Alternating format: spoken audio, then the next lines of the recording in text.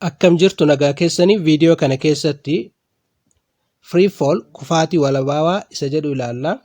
It is well known that in the absence of air resistance, all objects dropped near the Earth's surface fall towards the Earth with some constant acceleration under the influence of the Earth's gravity.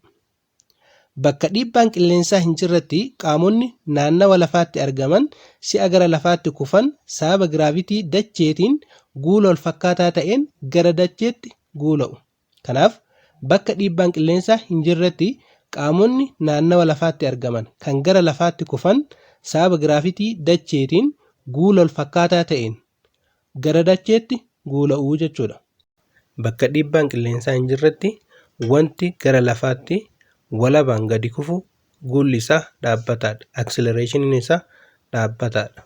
A freely falling object is any object moving freely under the influence of gravity alone, regardless of its initial motion.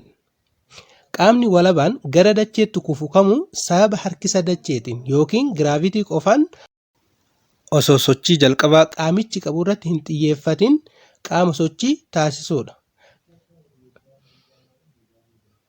Activity 2.7 Gocha lama tuqaa torba. If you drop a piece of chalk and a paper at the same instant from the same height, which of them reaches the ground first? Explain your observation. Gochi lama tuqaa torba kan inni jedhu chookii fi akkasumas ammoo waraqaa tokko si'a tokkotti fageenya wal fakkaataa ta'e irraa yeroo wal qixa ta'e keessatti yoo kan gadi lakkifnu taate isaan lamaan keessaa kamtu dursee lafa dhaqqaba yookiin lafa tuqaa jedha. Isa kana yaada keessaniin ibsaa yookiin ammoo waan hubattan kana ibsaa jedha jechuudha. Deebiin isaa the chalk reaches the ground first. Isaan lamaan kana keessaa chookii fi akkasumas ammoo waraqaa keessaa kan dursee lafa dhaqqabu chookiidha jechuudha. Sababni isaatis this is because the paper experiences more air resistance due to its large surface area compared to its weight. Sababa waraqaan bal'ina guddaa qabuuf dhiibbaan qilleensaa waraqaa irratti dalagaa'uun waraqicha ol dhiibu guddaadha. Ulfaatina isaa wajjin wal bira qabnee yoo kan laallu taate jechuudha. Dhagaan immoo ulfaatinni isaa guddaadha waan ta'eef dhiibbaan qilleensaa irratti dalagaa'u ni xiqqaata. Kanaaf dursee lafa dhaqqabaa jechuudha. An object that is released from rest is falling freely once they are released. Qaamni boqonnaarraa gadi lakkifame erga gadi lakkifame walabaan gara dacheetti kufa. Qaamni boqonnaarra jiru erga gadi lakkifame booda walabaan gara dacheetti kufaa jechuudha. Dhiibbaan qilleensaa bakka hin jirretti qaamni gadi lakkifame tokko walabaan gara dacheetti gadi kufaa jechuudha. Fakkeenyaaf aappilii kana yoo kan fudhannu taate aappiliin kun bakka dhiibbaan qilleensaa hin jirretti walabaan gara dacheetti gadi kufaa jechuudha. Si'a walabaan qaamonni gara dacheetti gadi kufan guulli isaanii wal fakkaataadha yookiin ammoo dhaabbataadha jechuudha. Guula dhaabbataa ta'e qabu. Any freely falling object experiences an acceleration directed downward, regardless of its initial motion. Qaamni walabaan gara dacheetti kufaa jiru guula kallattiin isaa gara dacheetti ta'e qaba. Kanaaf qaamni walabaan gara dacheetti kufu guulli isaa gara dacheetitti jechuudha. Kallattiin guulaa gara dacheetitti ta'a jechuudha. Innis osoo sochii jalqabaa qaamichi qabu irratti hin xiyyeeffatin. Osoo sochii jalqabaa qaamichi qabu xiyyeeffannaa keessa hin galchinii jechuudha. You shall denote the magnitude of the free fall acceleration by the symbol G. Hamma guula wanta walabaan gara dacheetti kufuu qubee xiqqaa qubee gaan bakka buufnaa jechuudha. Hamma guula wanta walabaan gara dacheetti kufuu qubee xiqqaa qubee gaadhaan bakka buufnaa jechuudha. Kanaaf guula wanta walabaan gara dacheetti kufuu acceleration qubee G'dhaan bakka buufnaa qubee gaadhaan bakka buufnaa jechuudha. The value of G is maximum on the Earth's surface and decreases with increasing altitude from the surface.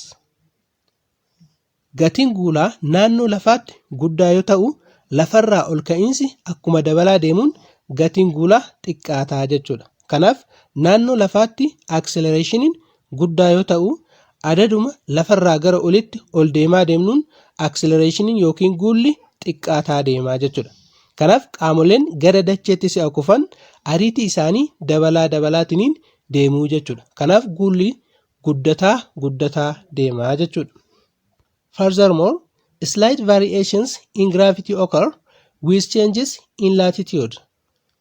Garuu dalgee lafaa irratti garaagarummaan muraasa ta'etu jira.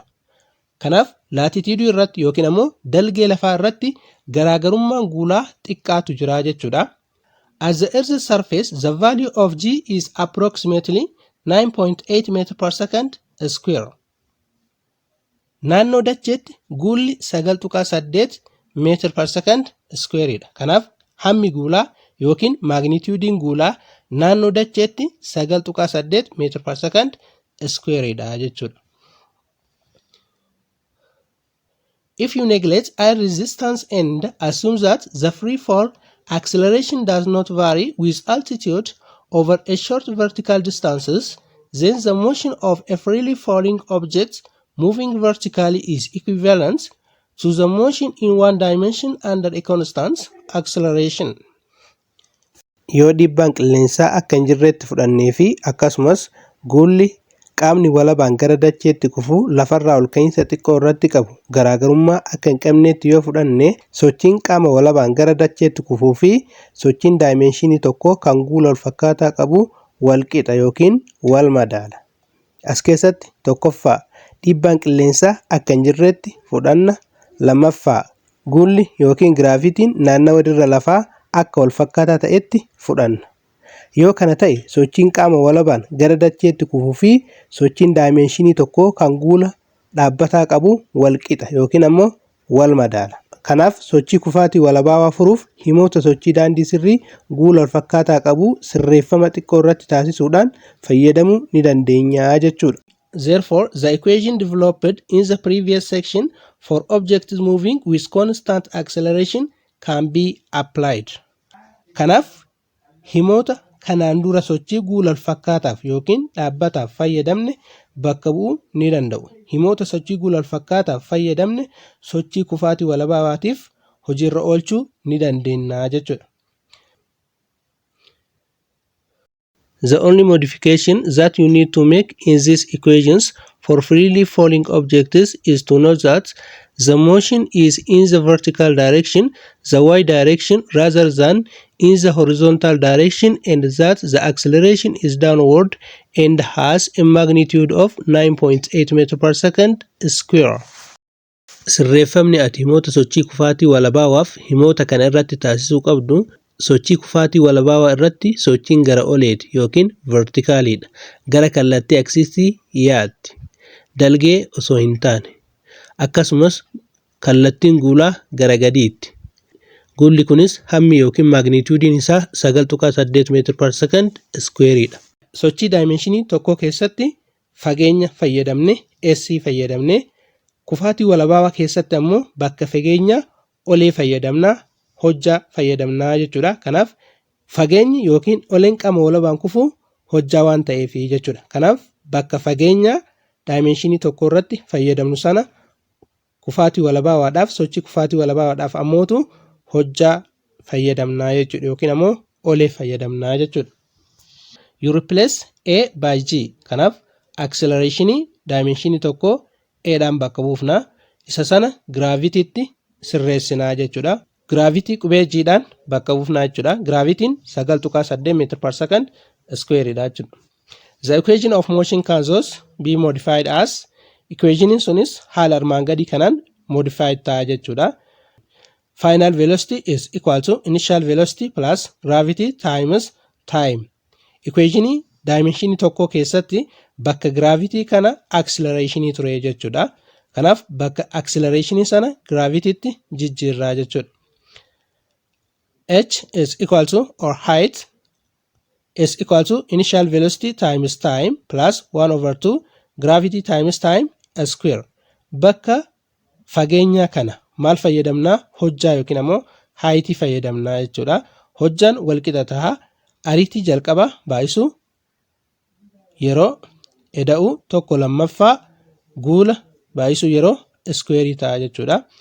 Akkasumas final velocity square is equal to initial velocity square plus 2 times gravity times high.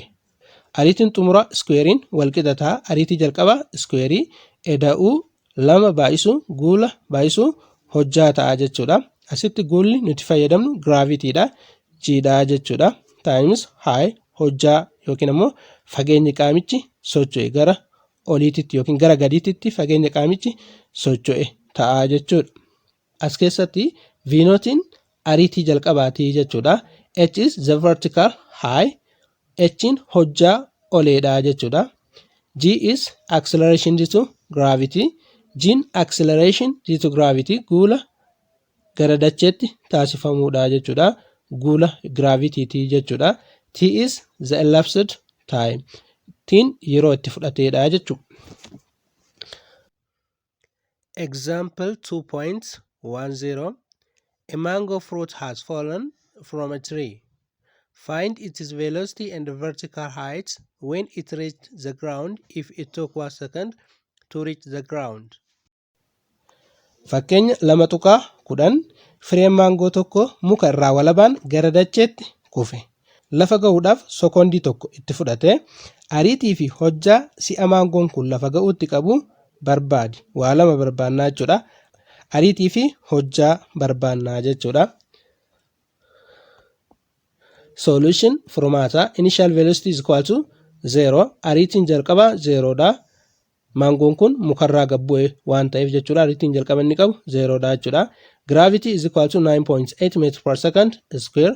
Naannawa lafaatitti guulli acceleration due to gravity 9.8 meter per second square dha jechuudha. Guulli 9.8 meter per second square dha. And time is equal to 1 second. Yeroon sekoondii tokko keessatti lafa ga'ee jechuudha. Kan barbaannu hojjaa high and velocity. Hojjaa fi ariitii barbaannaa jechuudha. Velocity is equal to final velocity is equal to initial velocity plus gravity times time ta'a jechuudha. Initial velocity 0 dha plus gravity 9.8 meter per second square dha. Yeroon itti fudhate 1 second. Final velocity is equal to initial velocity plus gravity times time. Ariitiin xumuraa wal qixa ta'a. Ariitii jalqaba eda'uu guula baay'isuu yeroodha jechuudha.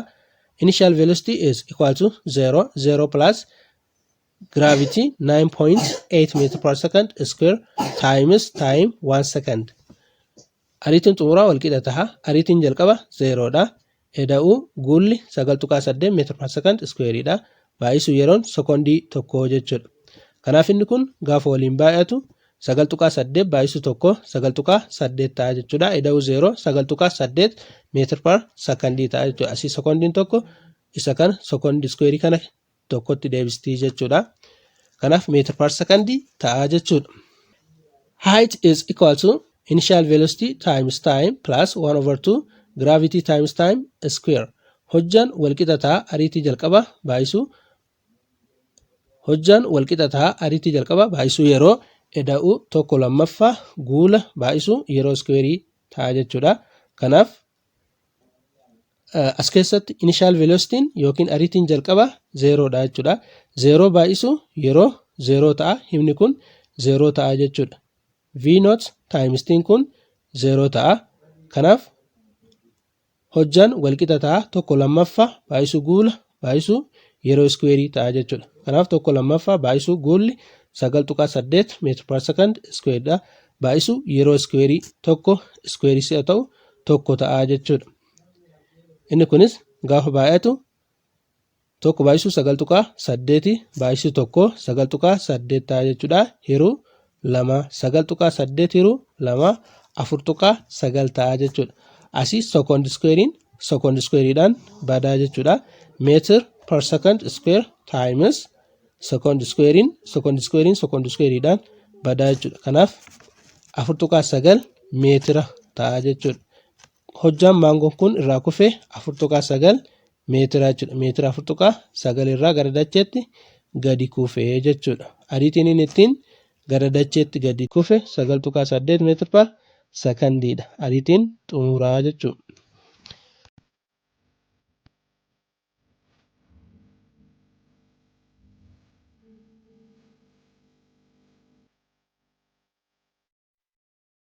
Review questions. Gaaffilee keessa deebii. Question number 1. What type of motion is experienced by a free falling object?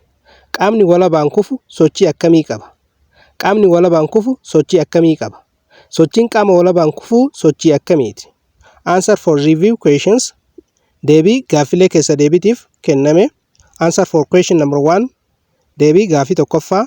A freely falling body moves under the acceleration due to gravity and therefore its acceleration is constant. So it is a uniformly accelerated motion. Qaamni walabaan gara lafaatti kufu guula harkisaatiin gara lafaatti kufa. Guulli qaamichaa dhaabbataadha. Kanaaf qaamni walabaan kufu sochiin isaa sochii guula wal fakkaataati. Kanaaf qaamni walabaan kufu sochiin isaa sochii guula wal fakkaataati. Sochii guula dhaabbataati jechuudha. Question number 2. Gaaffii lammaffaa. A cyclist is traveling at 5.6 meters per second. When she starts to accelerate at 0.6 meters per second square for a time interval of 4 seconds. A. How far did she travel during this time interval? B. What velocity did she attain? Gaaffii lammaffaan intalli saayikilii ooftu takka ariitii 5.6 meetira per sekandiidhaan deemaa turte. Si'a 0.6 meetira per second squarein guulaa turtetti yeroon itti fudhate sekondii 4. A. Turtii yeroo kanaatti fageenyi isheen deemte meeqa? B. Ariitiin xumuraa isheen ittiin deemte meeqa jedha jechuudha. Isaan kanniin haala armaan gadii kanaan deebii isaa kennaa jechuudha.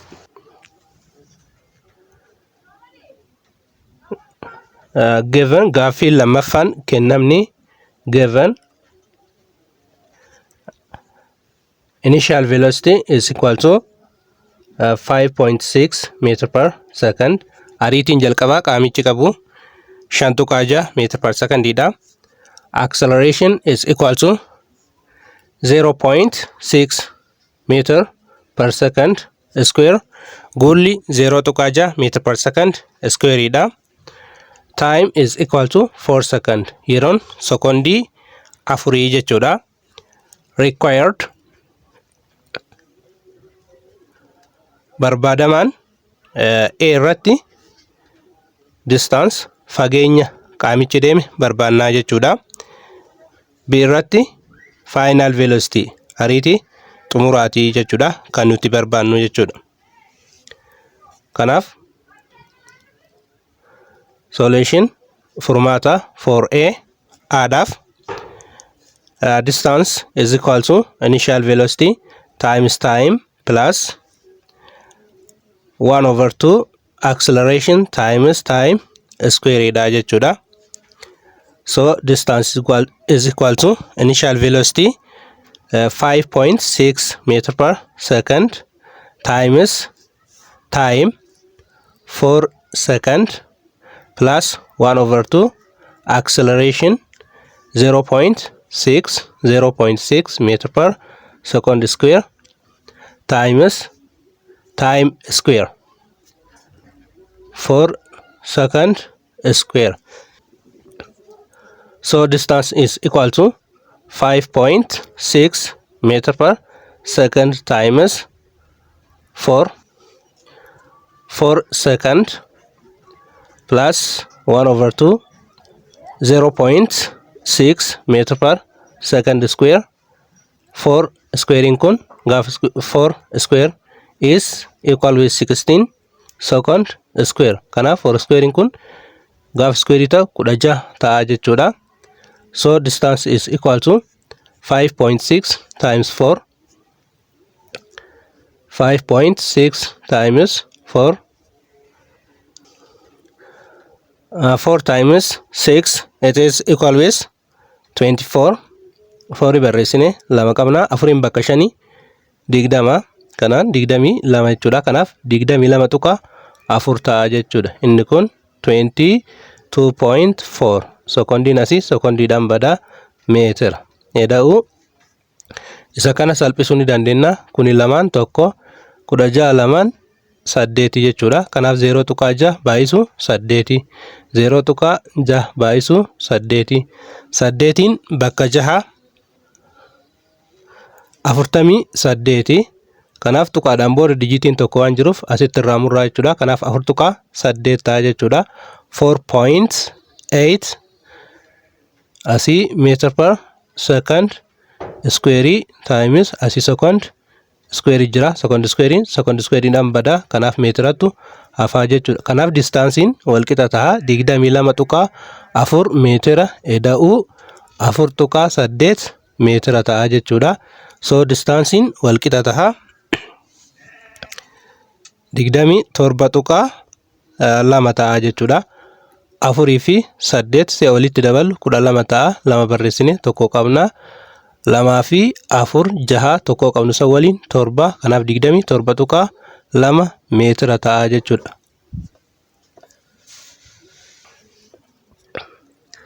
B irratti kan gaafatamne final velocity dha. Ariitii xumuraa gaafatamne jechuudha. Final velocity is equal to initial velocity plus acceleration times time dha. Ariitiin xumuraa walqixa ta'a. Ariitii jalqabaa eda'uu guula baay'isu yeroodha jechuudha. Kanaaf ariitiin xumuraa final velocity is equal to initial velocity 5.6 meter per second plus acceleration 0.6 meter per second square times time 4 second. Kanaaf ariitiin xumuraa walqixa ta'a. Ariitii jalqabaa 5.6 meter per second eda'uu guula 0.6 meter per second square baay'isu yeroo sekondii 4 ta'a jechuudha. Kanaaf final velocity is equal to 5.6 meter per second plus asii sekondii tokko ni balleessiti jechuudha. Sana jechuun sekondii irra second square jechuun sekondii baay'isu sekondiiti. Sekondiin tokko isa kana ni balleessiti jechuudha. Irra sekondii ta'a 0.6 meter per sekondii ta'a jechuudha. 0.6 baay'isu 4 ta'a jechuudha. 0.6 4 si'a baay'isnu 4 bakka 6 24 jechuudha. Tuqaadhaan booda dijitiin tokko waan jiruuf 2.4 ta'a jechuudha. Kanaaf 5.6 meter per secondii eda'uu 2.4 meter per secondii ta'a jechuudha. 2.4 eda'uu 5.6 kun 10 ta'a. 0 barreessine tokko qabna. 2 fi 5 walitti 7 kana wajjin 8 ta'a jechuudha. Kanaaf final velocity 8 meter per secondii ta'a jechuudha. Question number 3. A stone that starts at rest is in free fall for 8 seconds. A. Calculate the stone's velocity after 8 seconds. B. What is the stone's height covered during this time? Dhagaan gubbaa gamootirraa walabaan gara dacheetti yookiin gara lafaatti sekondii 8 keessatti kufe. A. Ariitii dhagaan kun si'a lafa dhaqqabutti qabuu shallagi. A. Ariitii dhagaan kun si'a lafa dhaqqabutti qabuu shallagi. B. Oleen dhagaan irraa gara lafaatti. B. Oleen dhagaan. B. Hojjaan gamoo kanaa dhagaan irraa. B. Hojjaan gamoo kanaa dhagaan irraa gara lafaatti kufee meeqa? B. Hojjaan gamoo kanaa kan dhagaan irraa gara lafaatti kufee meeqa?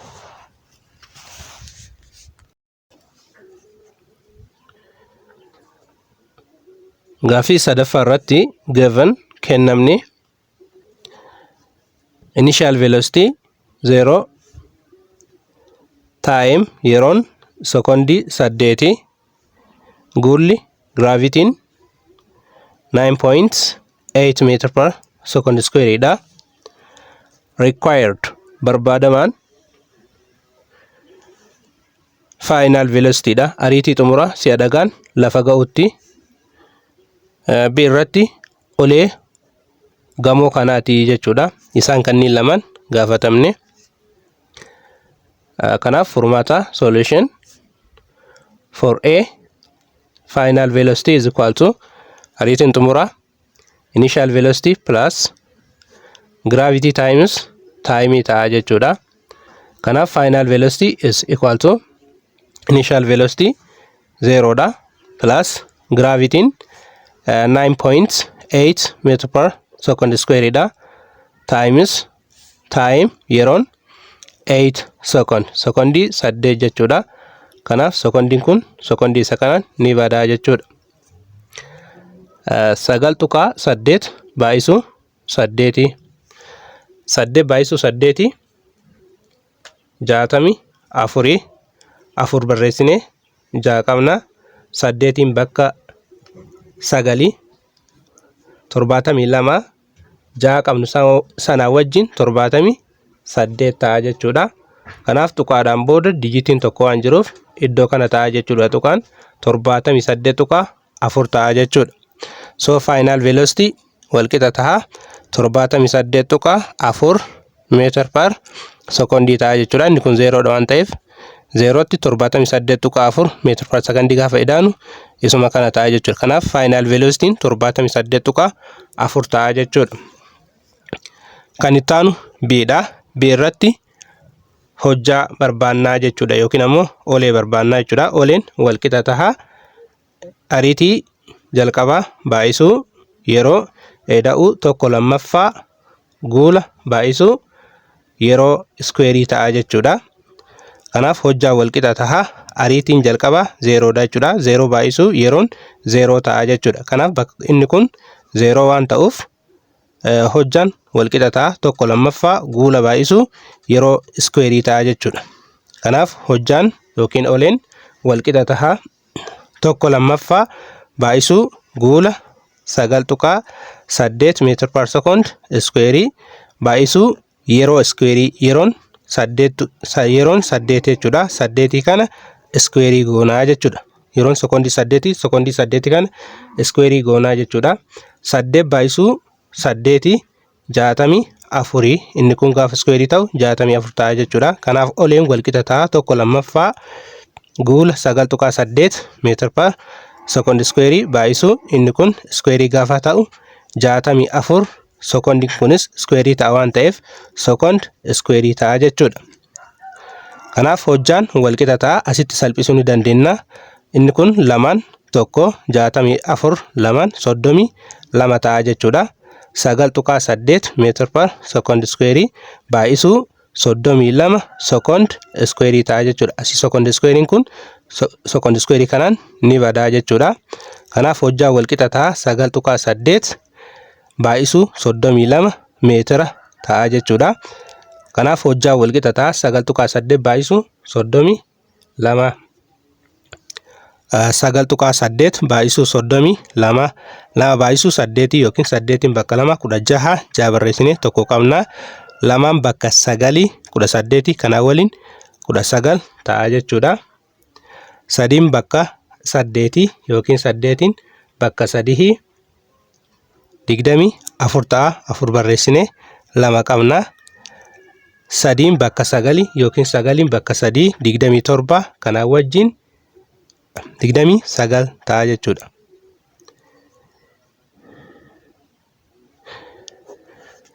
Sana booda walitti idaana 6 9 fi 4 13 3 barreessinee tokko qabna. 1 9 10 kana wajjin 11 tokko barreessinee ammas tokko qabna. Tokko qabnu sana lamatti gaafa idaanu 3 ta'a jechuudha. Tuqaadhaan booda dijitii tokko jira waan ta'eef tuqaan keenya as ta'a jechuudha.